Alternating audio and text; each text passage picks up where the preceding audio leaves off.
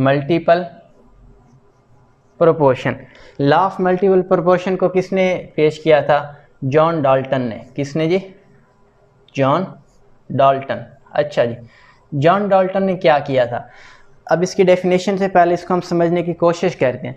John Dalton ने basically carbon और oxygen के दरमियान रिएक्शन करवाया और उसके नतीजे में उसको जो ऑब्जर्वेशन हासिल हुई वो देख लेते हैं।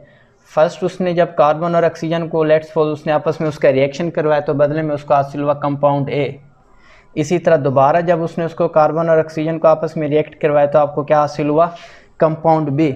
उसने ऑब्जर्व क्या किया? उसने ऑब्जर्व किया ये जो कंपाउंड बी आपको हासिल हो रहा है, कौन सा कंपाउंड बी? ये है ऑक्सीजन की दुगनी अमाउंट यूज़ कर रहा है, ऑक्सीजन की दुगनी अमाउंट यूज़ कर रहा है as compare to a, as compare to a. अब देखें दुगनी अमाउंट से क्या मुराद हो जाएगा? इधर फिर आपके पास ये हो जाएगा 2O। ये देखें उसने बेसिकली दो एलिमेंट लिए, कार्बन और ऑक्सीजन। तो उसने देखा कार्बन और ऑक्सीजन जब एक दूसरे के साथ रिएक्ट कर रहे थे तो फर्स्ट कंडीशन में उसको कंपाउंड ए हासिल हुआ और दूसरी कंडीशन में उसको जो कंपाउंड बी हासिल हुआ तो उसने ऑब्जर्व किया ये जो कंपाउंड बी था ये ए के मुकाबले में इस ऑक्सीजन की दुगनी अमाउंट यूज़ कर रहा था। अब इसके दरमियान फ़र्क क्या होगा? अब ये देख लें। अब लेट्स सपोज ए को आप कह दें CO और इसको कह लें आप CO2, तो उसकी जो रेशियो में डिफरेंस है वो क्या आ रहा है? ये देखें कार्बन 1 ऑक्सीजन भी 1, इधर क्या होगा? Carbon 1 oxygen 2। ये स्मॉल होल नंबर ये डिफरेंस आ रहा था। अब इसने इसी को एक दूसरे एग्जांपल से भी एक्सप्लेन किया। अब दूसरे एग्जांपल में उसने क्या लिया था?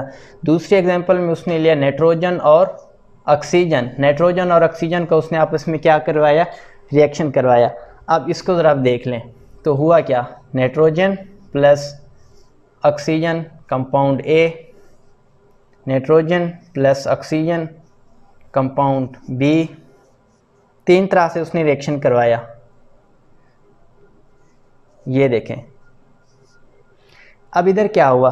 सेम, ये आपके पास है प्रोडक्ट ए, ये ऑक्सीजन की जस्ट सिंगल अमाउंट यूज़ कर रहा है। अब ये जो प्रोडक्ट बी था दूसरे केस में ये ऑक्सीजन की क्या कर रहा था? 2 टाइम्स उसकी जो है ना अमाउंट ले रहा था, 2 टाइम। अच्छा आगे आपको क्या हासिल हुआ है? प्रोडक्ट सी, ये भी बी की निस्बत, किसकी निस्बत? बी की निस्बत इस ऑक्सीजन की कौन सी वैल्यू ले रहा था? 2 टाइम। लेकिन अगर इसी सी को हम ए से कंपैरिजन करें, इसी सी को हम किससे कंपैरिजन करें? ए से, तो ए वाले केस में देखें ऑक्सीजन सिंगल आपके पास O है और सी वाले केस में देखें ऑक्सीजन के साथ क्या लिखा हुआ है? 4O। मतलब इधर ये ऑक्सीजन कितनी वैल्यू यूज़ कर रहा? 4 टाइम्स। कार्बन ऑक्सीजन की कौन सी वैल्यू यूज़ कर रहा है? 4 टाइम। तो उसने देखा था, तो इस रिएक्शन के नतीजे में उसने नतीजा निकाला कि small whole number,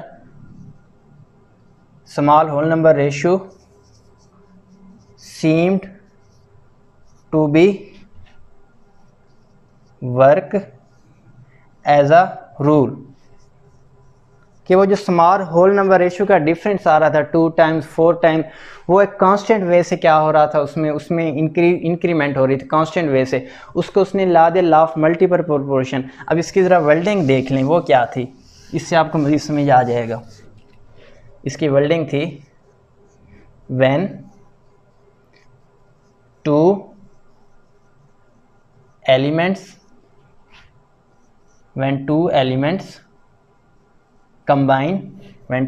combine to form more than one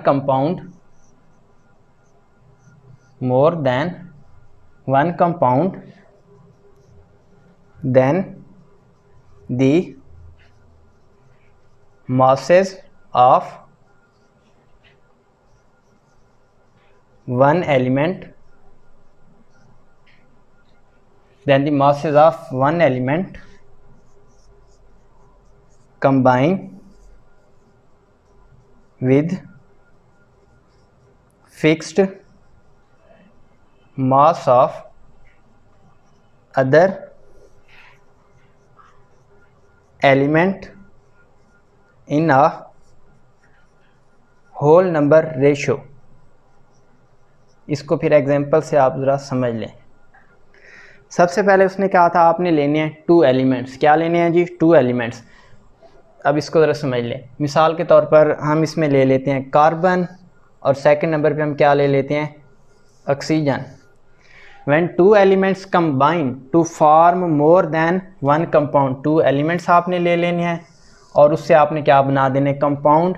और वो कंपाउंड हो एक से ज़्यादा, जिस तरह अभी हमने पीछे एग्जांपल में भी समझा।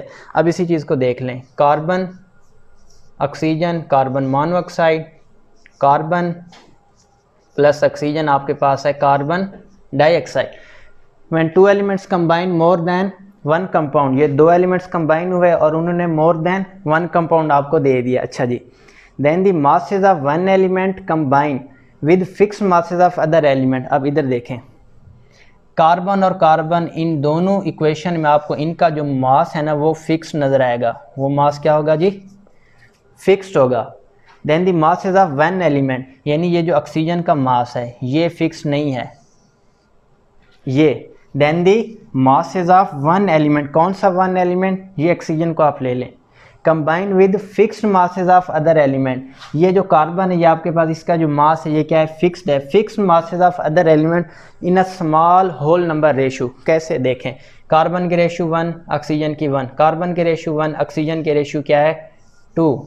ये जो उसमें डिफरेंस है ना, ये जो डिफरेंस बहुत ही स्मॉल होल नंबर रेशो है। हाँ, और यही जो ये है ना, ये जो 1 है ये कभी भी 0.8 नहीं होगा, 0.9 भी नहीं होगा, 0.7 भी नहीं होगा। इस तरह ये जो 2 लिखा हुआ है ये भी कभी भी आपके पास 1.75 या लेट्स फॉर 1.50 etc, यानी ये कभी भी ये जो आपको रेशो हासिल हो रही है ना ये कभी फ्रैक्शन में नहीं होगी, ये हमेशा स्मॉल होल नंबर में होगी, कभी भी फ्रैक्शन में नहीं होगी। इस लॉ को उसने नाम दिया अच्छा जी, लॉ ऑफ मल्टीपल प्रोपोर्शन।